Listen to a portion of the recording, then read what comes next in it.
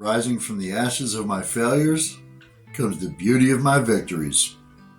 As our successes resonate loudly through our careers, sometimes our failures often ring a louder internal bell. That said, God uses all things for His good. Spent 12 years in the Army Fire Service. Met a lot of people, saw a lot of lives change. Some for the better, some for the worse. Super 7, all are cleared on at this time.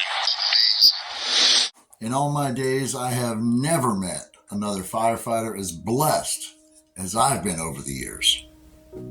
I may be biased, but I couldn't brag about it if I wanted to, because none of it was any of my doing. This is the story of redemption, blessings, and second chances. Maybe even a third.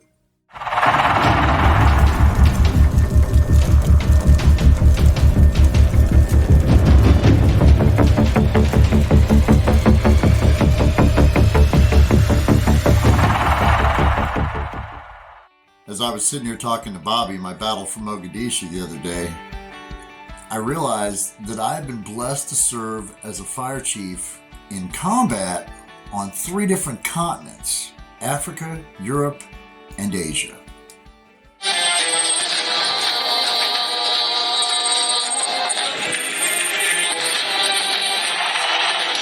While Pat Pippin in the 91st were at the airfield, I was over at Sword Base.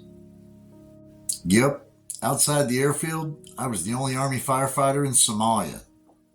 Our unit first sergeant was an E7 by the name of Sergeant First Class Meringue. Here he is posing with me and our new Pakistani friend. Yeah, doesn't he look amused? Somehow, in the middle of Africa, he had found an old New Yorker-style fire helmet in a Connex somewhere on Sword Base, and it said Fort Wood on the helmet shield. Wonder what that could have meant. Snooze you lose, Fort Leonard Wood. Combat losses. My first Thanksgiving downrange came, and after leaving the entire 101st Airborne Division home for the holidays that year, our division commander, then Major General Jack Keane, came to Somalia to visit the 68 of us for a Thanksgiving meal. He would go on to serve as the Vice Chief of Staff of the Army, where we would catch up once again at Camp Bondsteel in Kosovo later on. But back then, that was a 22-hour flight. Rank might have its privileges, but making the miles shorter isn't one of them. This alone spoke volumes to me about his leadership and his heart.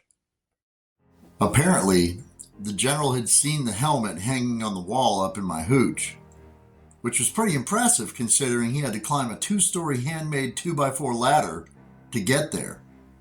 He is a large man, but hell, he didn't earn those stars by letting wooden ladders get in his way. Later on in the visit, he asked our contingent who the fire chief was, and I froze as every hand pointed my way. He just shook my hand and says, "Fire chief's an E4, Kawashiwa," in that clam chowder thick accent you still hear on the news of his all the time. We had plenty of practice fighting fires, being mortared for 60 days straight, with nothing but fire extinguishers and sand for defense, and well-placed lead implants for offense. I remember the powder in the air from the mortar explosions being so thick that it burnt your nose just breathing it in until it dissipated.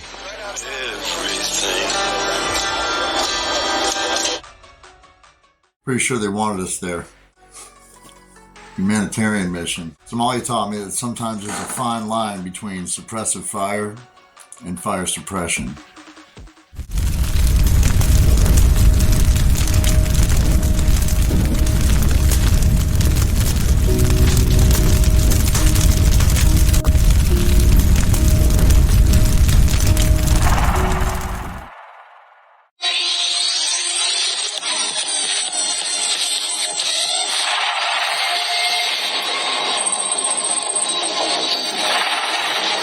And then the Kosovo mission came along.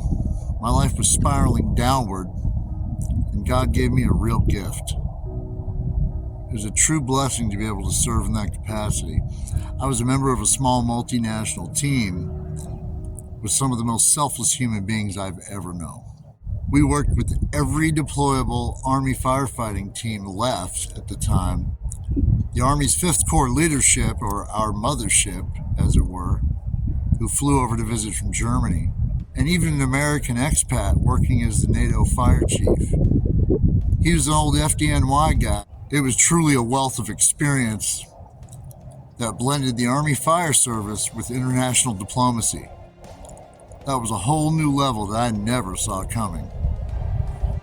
But the engineer community is a small world, and the Army's Fire Service is even smaller. Back then, there were only about 200 of us throughout the active guard and reserve forces, with only 24 of us being deployable. Essayons. My team, the 89th Firefighter Detachment out of Fort Bragg, was attached to the 1st Infantry Division's Engineer Brigade while in country. While there, an engineer first sergeant somehow took a liking to the firemen and really took us under his wing. His name was First Sergeant Burlingame, and he was my go-to guy at our host unit. But Command Sergeant Major Joe Toth also took really great care of us. He would go on to write engineer doctrine at the schoolhouse, and yes, of course, I would see him later again as I attended my BNOC graduation and told Helen and the kids of the good work we did together in Kosovo.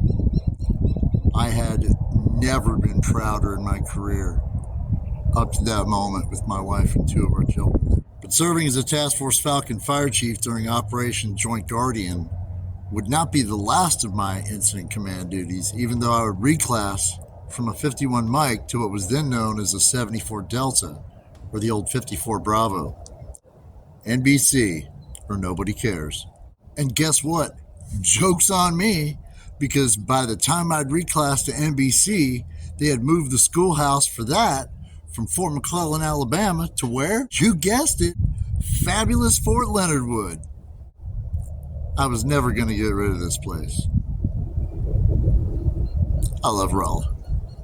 I must have been told a million times over the years that no sane man would give up their dream job in the Army, especially that job, for one that was so openly hated by so many. But by some miracle, and barely functioning with an undiagnosed TBI, a failed family life, and 2 major career setbacks, I was hanging on to what little I had left.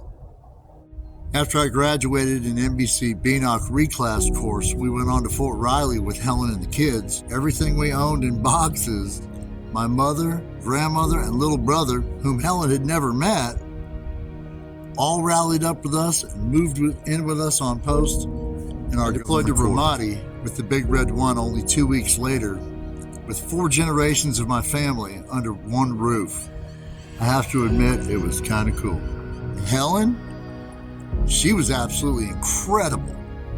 She was the picture and definition of a Proverbs 31 woman with sass and an absolutely perfect Army wife. She still is.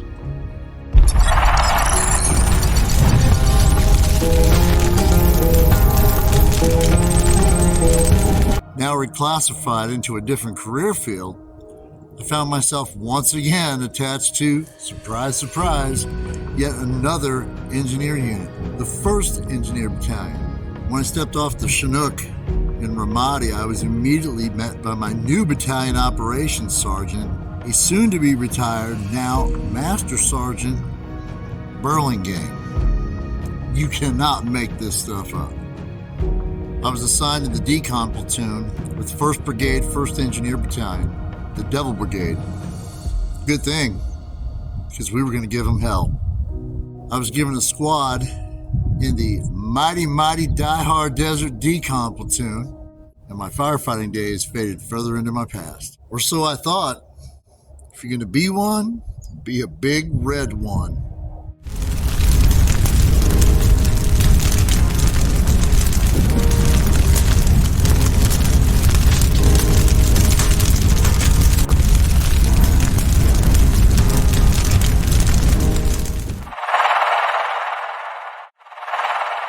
After the Arab Spring and a tough summer of fighting in 2004, including the first battles of Ramadi and Fallujah under General Mattis, our thoughts turned towards our upcoming left seat, right seat rides with our counterparts from the 2nd ID out of Korea as we prepared to go home.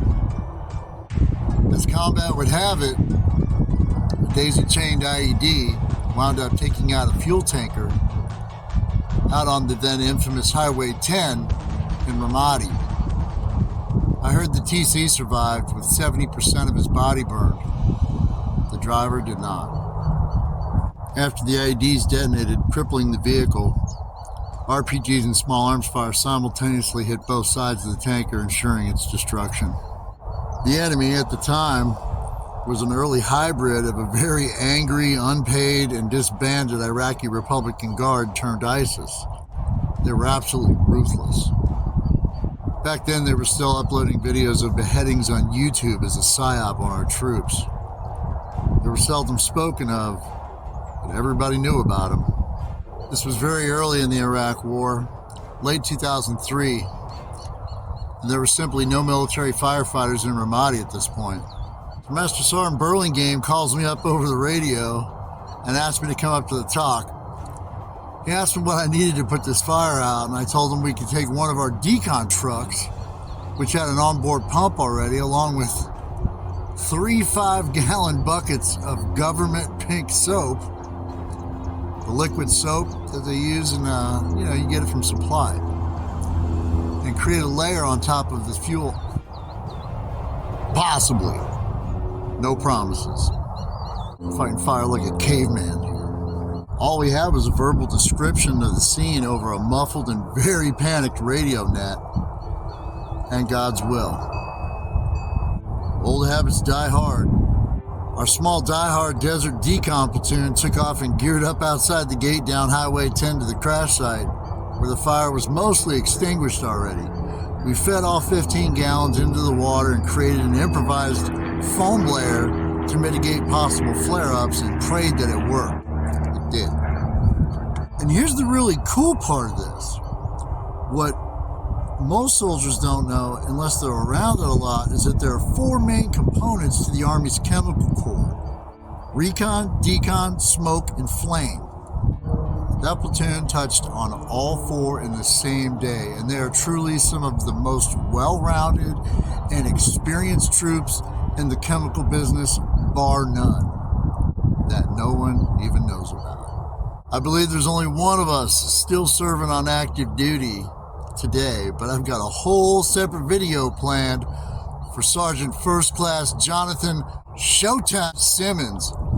More on him later. I did actually see some of the Ramadi firefighters walking away from the scene and offered my own personal salute from about 150 meters out by the time we got there. Then some unit came in with a wrecker and a lowboy. They packed up what was left of that tanker and headed back to Camp Junction City in less time than it takes to pump a tank of gas into your car. Completely exposed, all out in the open.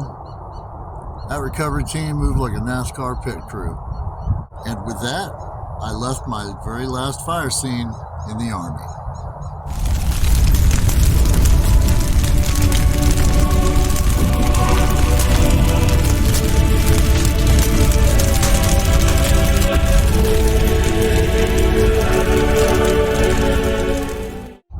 Sometimes when God's preparing us for something, it doesn't always feel or look pretty. Although it's easy to get caught up in it, we need to remember that there's always a message in the mess. As it turned out, I had excelled in the area of hazmat, which would serve me very well as an NBC NCO in a post-9/11 world. And after I retired, it was the very thing that helped me secure a state-level hazmat coordinator position with Homeland Security, one of only 50 in the country. And while there, I was selected as the program manager of one of FEMA's 28 urban search and rescue teams. But God is so good. No, I didn't always do things the right way. I didn't always do things the Army's way. But at the end of the day, God was refining me, leading me, guiding me through each of those fires, so that I can stand before you today and tell you all He has done for me through seeing it and doing it His way. The moral of the story, you never really know where or how God's going to use you, so don't ever give up the hope of serving in whatever capacity you're able, wherever you are, and however you can. Because if you can't serve, I guarantee that you can never lead. God knows our strengths because He gave them to us. And heads up, when He uses them, it's pretty amazing. And who knows? You might even get to serve as a combat fire chief on 3 continents in 10 years. And be blessed enough to still have the love of your life by your side to show you who was in the fire with you all along.